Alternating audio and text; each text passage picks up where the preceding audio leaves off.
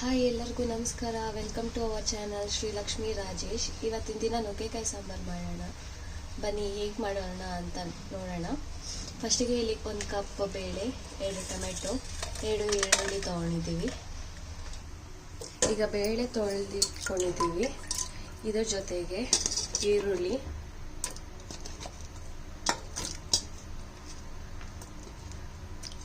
ಮತ್ತು ಟೊಮೆಟೊ ಹಾಕೋಣ.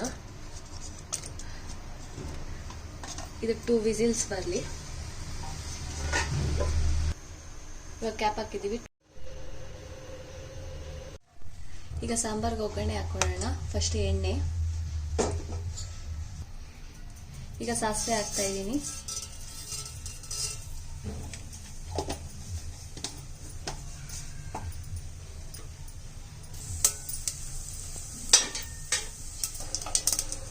ಈಗ ಈರುಳ್ಳಿ ಹಾಕೊಳ್ಳೋಣ.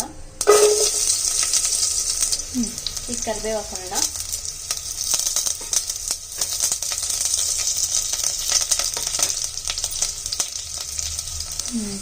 ಈಗ ನುಗ್ಗೆಕಾಯಿ ಹಾಕೋಣ. ಎಣ್ಣೆ ಫ್ರೈ ಮಾಡ್ಕೊಂಡ್ರೆ ತುಂಬಾ ಟೇಸ್ಟ್ ಚೆನ್ನಾಗಿರುತ್ತೆ. ಎಣ್ಣೆಯಲ್ಲಿ ಚೆನ್ನಾಗಿ ಫ್ರೈ ಮಾಡ್ಕೋಬೇಕು.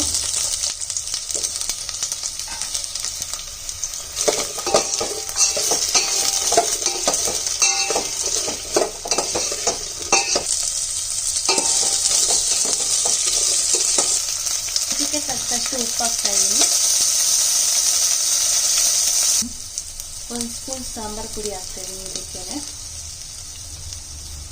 ಚೆನ್ನಾಗಿ ಮಿಕ್ಸ್ ಮಾಡಿ ಈಗ ಬೇಳೆ ಮ್ಯಾಶ್ ಮಾಡ್ಕೊಳ್ಳೋಣ. ಬೇಳೆ, ಟೊಮೆಟೊ, ಈರುಳ್ಳಿ ಹಾಕಿದೀವಿ.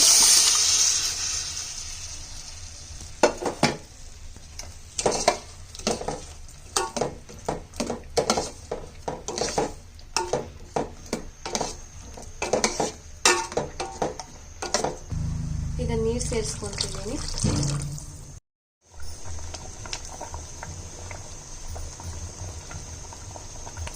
ಈಗ ಸಾಂಬಾರು ಆಗಿದೆ. ಈ ಸಾಂಬಾರು ಮುದ್ದೆಗೆ ಮತ್ತು ರೈಸ್ಗೆ ಎಲ್ಲ ತುಂಬ ಚೆನ್ನಾಗಿರುತ್ತೆ. ರೈಸಿಗೆ ಸ್ವಲ್ಪ ತುಪ್ಪ ಹಾಕ್ಕೊಂಡು ತಿಂದರೆ ತುಂಬ ಚೆನ್ನಾಗಿರುತ್ತೆ.